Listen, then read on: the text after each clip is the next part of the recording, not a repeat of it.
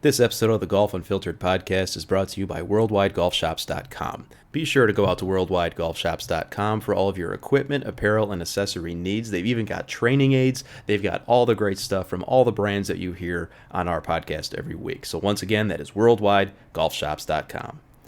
You're listening to the Golf Unfiltered podcast, your source for in-depth interviews with the biggest names, brands, and personalities in golf. Our mission? To keep you informed and help you enjoy the game even more. And now, the owner and host of the Golf Unfiltered podcast, Adam Fonseca.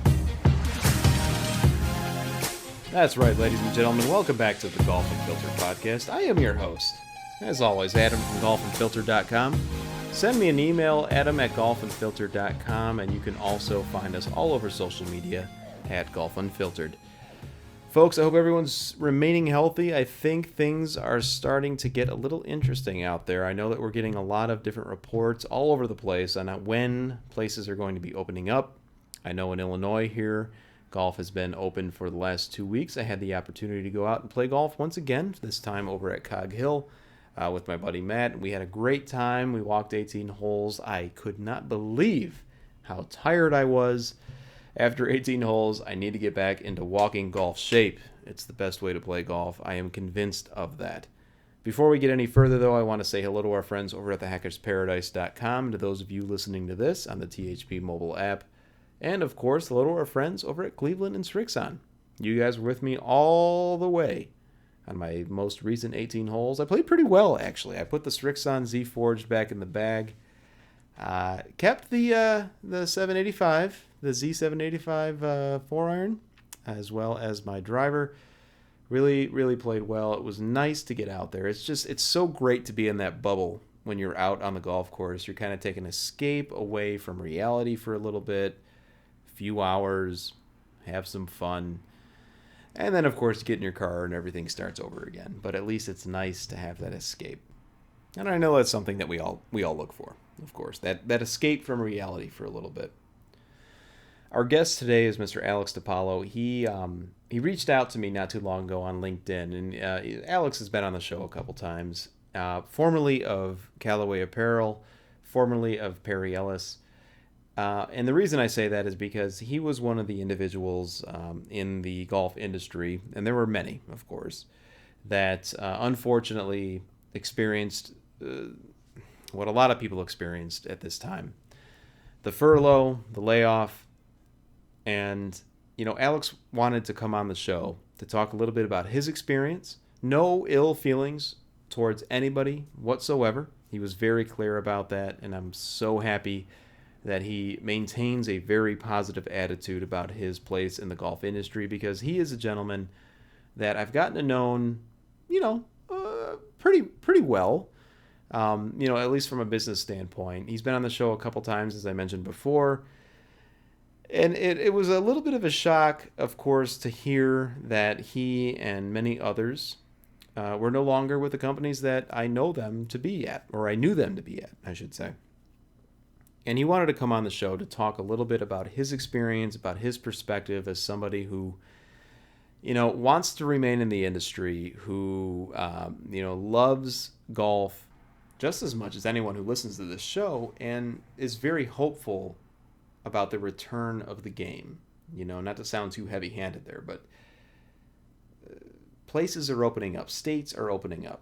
Courses, I believe at the time of this recording, all 50 states are open for golf, and hopefully that means that a lot of our friends, people listening to this, we probably know people in the industry that unfortunately are no longer employed or are still on furlough, and they want to get back. We all want to get back. Everyone wants to get back. It's not just golf.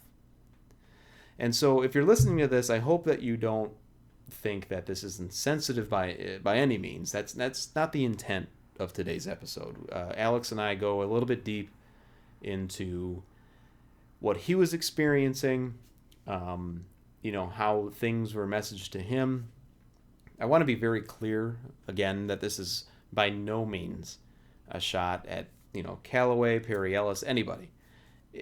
A lot of companies had to make some very tough decisions. And I know that this is a sensitive topic.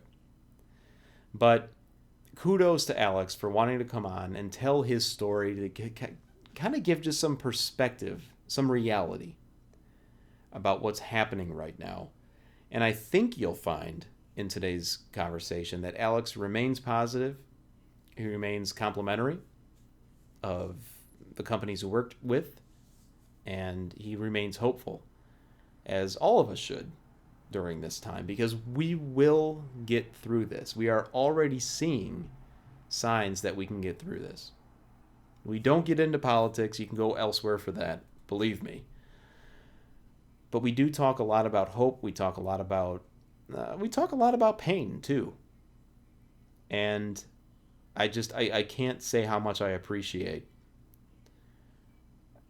Alex coming on and sharing his story. So that being said, sit back. I hope you enjoy this conversation. I hope that it at least gives you a look into the industry from a human, I don't know if that's the right word, but from a personal standpoint. And if you're listening to this and you're one of those folks in the industry that can relate to Alex, not only in situation, but also in regard to his drive, his passion for the game, let us know how we can help. Let us know what you need. Let us know if you want to tell your story. Together, I firmly believe that we will be able to rise again in this game. It's not going anywhere, folks. I don't care what anyone says. The game of golf that we all love has seen much worse than some bug. Let's be honest. Together, if I've learned anything about the golf industry, it's that this is the best industry to be a part of. We like to take shots at each other every so often, whatever. Every industry does that. The network of this industry is extraordinary. And I hope that in this conversation you hear from my friend Alex exactly what that means. He remains hopeful, he remains positive, and I hope you enjoy this conversation. I know you love the game, even though it drives every single one of us crazy. Hi, this is Bill Hobson, and I host the Four Golfers Network podcast, where we celebrate golf in every way imaginable. You'll hear interviews with the biggest names in the sport, travel features, special contests, and we even take your calls. So after you listen to Adam and Golf Unfiltered, give us a try. Subscribe to the Four Golfers Network podcast. That's FORE on Apple Podcasts, Google Play, and everywhere else podcasts are found. That's right, ladies and gentlemen. Welcome back to the Golf Unfiltered podcast. And today, folks, we have a little bit of a different episode. We welcome back Mr. Alex DePallo. He's been on the show a couple times in the past. Alex, thanks so much for reaching out and asking, to give a very unique perspective on something that, unfortunately, a lot of people are dealing with these days. Thanks for coming on. Yeah, thank you for having me, Adam. I always appreciate the opportunity to be a part of your podcast and get to speak with you. So thanks again for having me.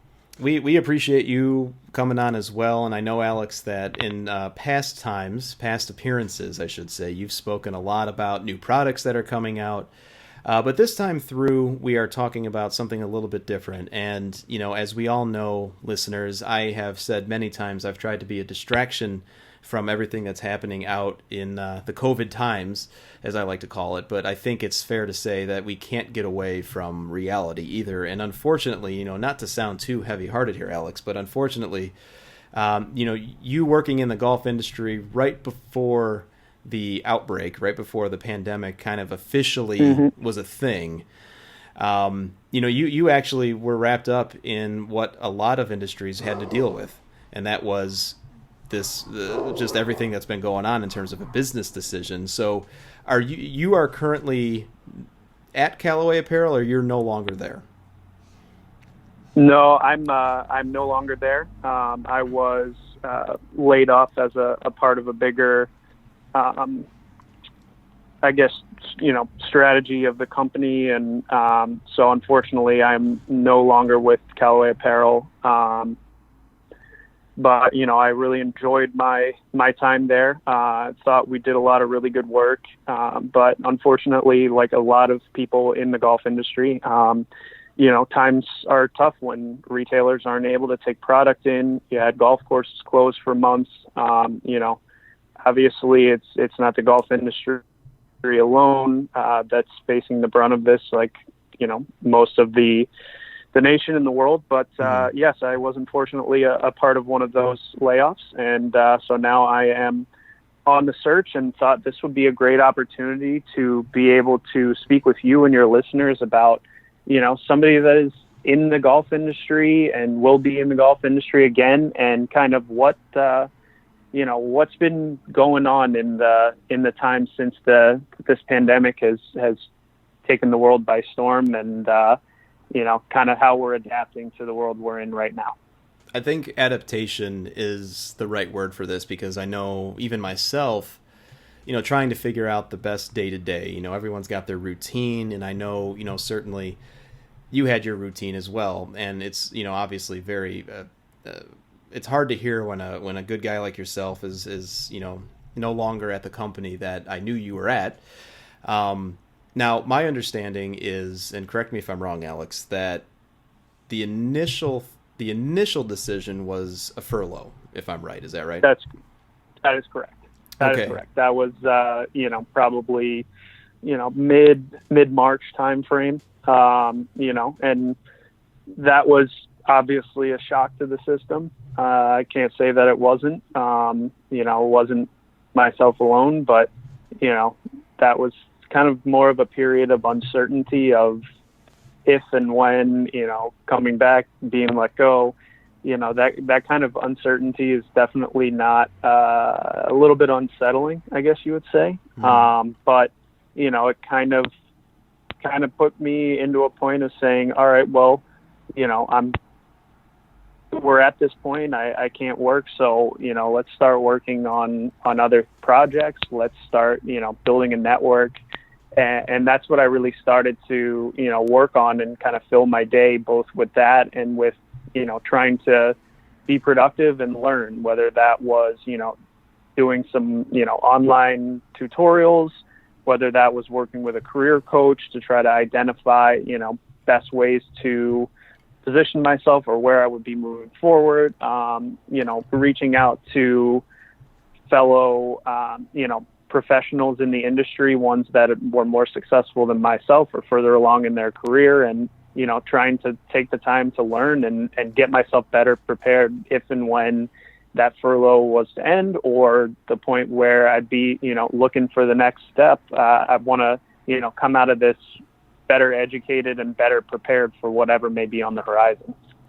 So leading up to the day that you got the news that you would be placed on furlough, I know that there was a lot of uncertainty, certainly, and many listeners, unfortunately, could probably relate to this, because, at the time of this recording, I believe it was something like 33 million people are now out of work. Leading up to that point, what was the atmosphere like at the company? I'm sure uncertainty is probably the first word that jumps to mind, but what was the atmosphere like? Yeah, I think it's uncertainty obviously is a big piece of it, but I think it's also just the way that things developed so rapidly in terms of how things started to shut down. If you think back to, March 1st, and it was business as usual. We were planning, we did a photo shoot the first week of March.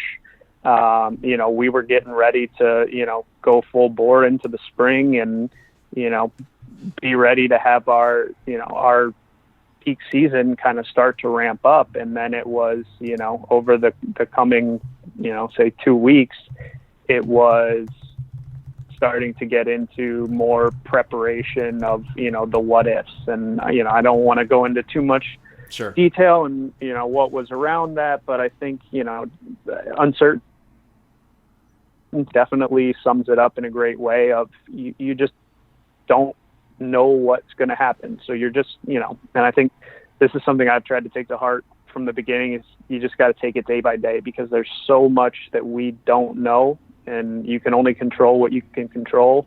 So just trying to make the best of what you can do each and every day. I think that's been the biggest thing for me, and the mindset that I've tried to take from the beginning of this all the way up to today.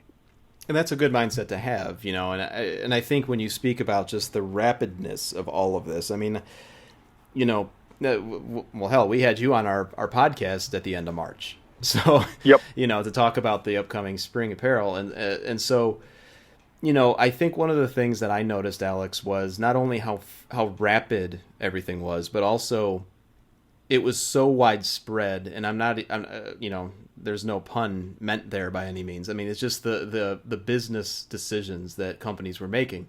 It wasn't just a couple of people here and there. It was actually like group departments of people, in many industries. And what was your, you don't have to get into too much detail, but what was kind of your mindset at that point? I mean, was it less about, wow, I at least I'm not the only one, but more so, wow, how could it be so many? I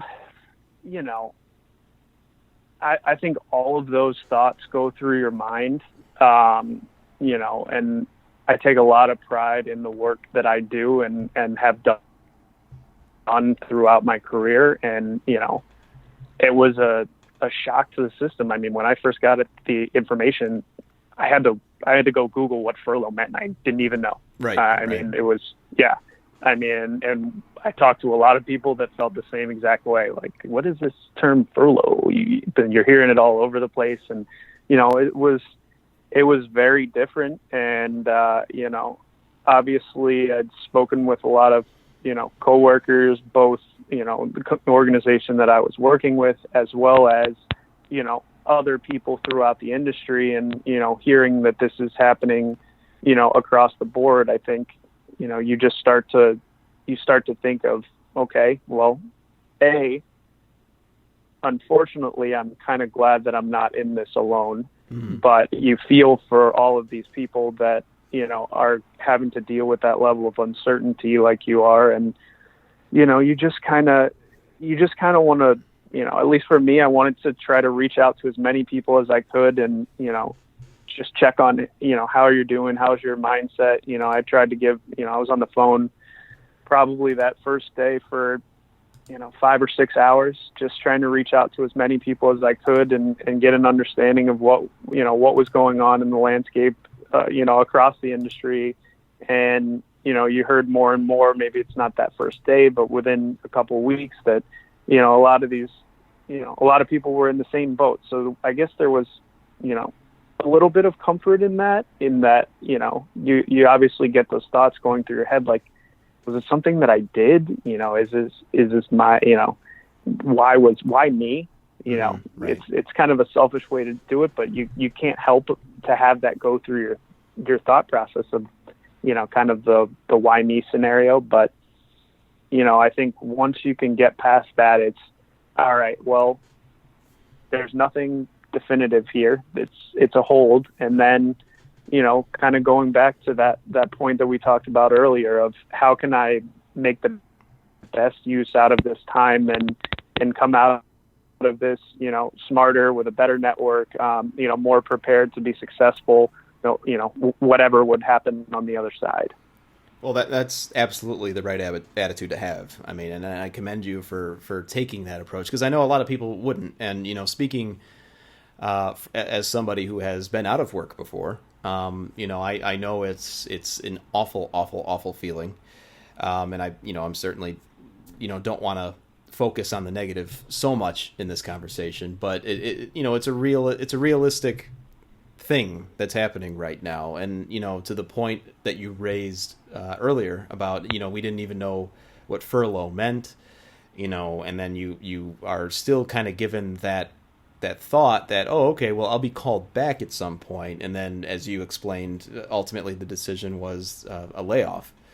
And I think a lot of people in the golf industry, at least, are experiencing that as well. And, you mentioned earlier, there's this dynamic as well where in the bigger picture, the country was essentially locked down, and then in most places, and then at least at the time of this recording, it's starting to open up. Illinois just reopened golf courses 2 weeks ago. Other states have been open for longer. Other states have been open for shorter. What's going through your mind now as you see golf slowly starting to reopen, and how that relates to the situation you now find yourself? Yeah, I mean, first off, I am very happy to be able to play some golf again and get outside and get some fresh air. I mean, it's obviously probably my favorite activity that I could do. And so, just that pure fact of being able to have something to distract you, a couple of times a week is great. But as a whole, in terms of the industry, I think golf is set up in a really, really good place to be able to, not just survive, but really thrive as time progresses. We see that right now it's one of the only activities, in this quarantine world right now that is being allowed. It's socially distant setup. I think, I feel very safe when I'm on the golf course. It's, obviously you need to take the proper precautions, and, I carry a mask and hand sanitizer with me, for every round, and, try to use it thoroughly, both before, during, and after. But, when you're out there and you're separate and you're walking and carrying your own bag, and, you're kind of in your own space, I feel like, it's a safe environment. It allows for exercise. It allows for a great distraction. And I think not only is it going to reinvigorate those people who love the game, maybe some of those who have gotten away from it a little bit, and are deciding to pick it back up. Or I think a lot of people are gonna start to at least wonder, and it'll pique their interest of, maybe I should try this, because there's not a lot of things that I can go do at this moment. This doesn't seem like the worst option. I can get exercise. I can be with other people. I can be outside. I think it's setting up really, really well for the golf industry as a whole to, come through this stronger on the other side. So I think that's, it's a exciting prospect to see that, the industry that I've been a part of for my entire career, and, have friends and, throughout the industry that, we're going to be okay eventually. And it is not, it's not today, and it might not be tomorrow, but we're trending in the right direction. And I think, having that glimmer of what the future could be, and, how this sport can, be able to sustain and grow in this environment, I think is really exciting, and gets me excited to know that, I think we're in a good spot. I agree that we're in a good spot. And, I think a couple things you said there really resonate. And I think that resonates a lot with the listeners listening to this. Golf is a funny thing because, obviously we love it. If you're listening to this podcast, you obviously love it too. And, Alex is somebody who has worked in golf his entire career. I mean, clearly I'm preaching to the choir here, but golf is funny in that, you labeled it as an escape, and it's almost like when you go out, and I heard a good friend of mine actually told me this analogy. It's almost like you're in normal life again when you're out on the course. It might be different. You might be playing, at least here in Illinois, we can only play in twosomes and it's walking only. But at the very least, you're able to do something for a few hours that really isn't any different, aside from maybe the the cups, you know, depending if it's a raised cup or whatever they're doing, it's still the same. You're still out there, you're still enjoying the game, and it's a distraction in the biggest sense of the word, because for a little while, you don't have to think about COVID. You don't have to think about anything else negative that's going on other than maybe the bogey you just made. Yeah. But, you know, I 100% agree with you. It's, you know, I went out and played yesterday with, you know, some guys from the normal group that I play with. And, you know, we got to the end of the round and we're like, you know, that felt normal. And there's not a lot of feeling normal that, at least that I've had in the last few months. So being able to have 3-4 hours that you feel completely normal and it's just, you know, it's just like a regular day, I think it's invaluable. I mean, you know, especially as, you know, a distraction and just that, you know, that same kind of glimmer of light of, you know, there is still some normal that's going on. And, you know, it's nice to have that little bit of an escape for sure. Yeah, totally agree. You know, it's interesting, you know, with situations like this, and you know, obviously there's a lot of people who share a similar situation than, you know, as to what you're in right now. And they're all waiting for everything to open up, you know, and I don't want to get, I mean, this isn't a political podcast by any means, and I'm not going, that's not what I mean when I go there. But what I mean is, you know, at some point we're all going to be back working. We're going to be out doing as much as we can. Nobody knows to what degree that's going to be, and nobody knows when it's going to be.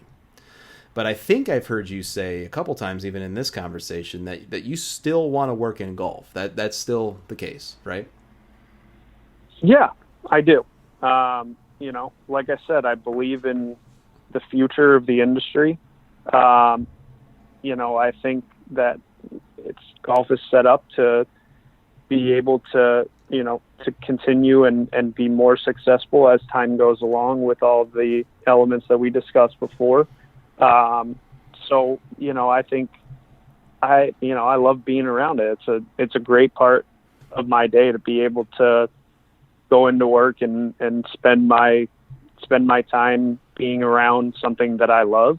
I think, you know, not a ton of people get to say that. And, you know, there's no guarantee that 100% I will be back working in golf, because obviously opportunities arise, and, you know, if something's good, it's not something that I'm going to shy away from. But, you know, I think it's a great feeling to be able to be around and talk about and think about something that you love as your job. So, you know, that's why I got into golf in the first place. I mean, from, you know, working in a pro shop and a bag room and being an intern and moving to 5 different states and, you know, the different companies that I've worked for, it's all been, you know, because of this dream of being able to work around something that I value and enjoy and, you know, truly care about. I think that's something not a lot of people can say. And so, you know, I think us in the golf industry as a whole are extremely lucky in that regard, because I think most people that I interact with within the industry have a passion for the game. They love it for one reason or another, or many. I mean, you know, most people get into this industry as a conscious decision that they made, is to be around the game of golf, be around, whether it's clubs or equipment or golf courses or training aids or whatever it is. You know, you get into golf because you have a passion for it. And I think I see that with so many of the people that I've worked with. And that's kind of where that feeling of, you know, that little pit in the stomach of feeling that, you know, obviously there are a lot of people that are in the same boat as myself within the industry. And that's what makes it really hard, is that, you know, it's been a tough go for a little bit. Yeah.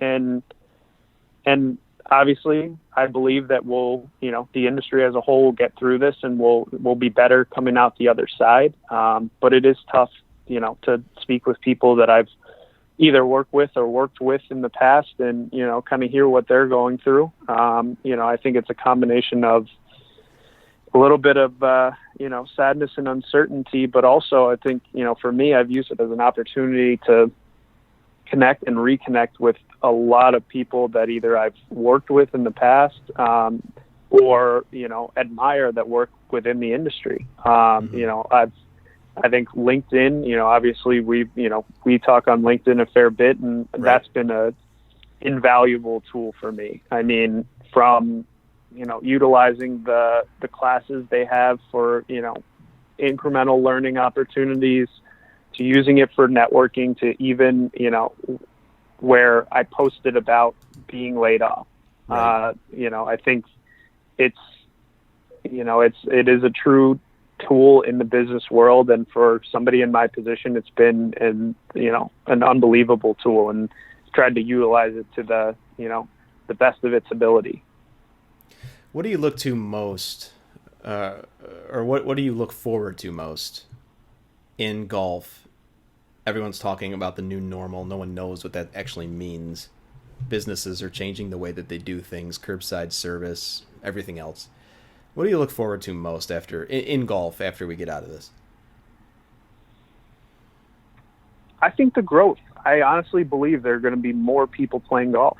And that's been an issue in the golf industry for years and years, is how do you get more people playing? And I think, honestly, I do think that more people will start playing, will at least, you know, will pique their interest, and they'll try it. And whether that's at a driving range, or once, you know, Topgolfs begin to open up, or their local par 3, or, you know, whatever it may be, I think people will give it a try.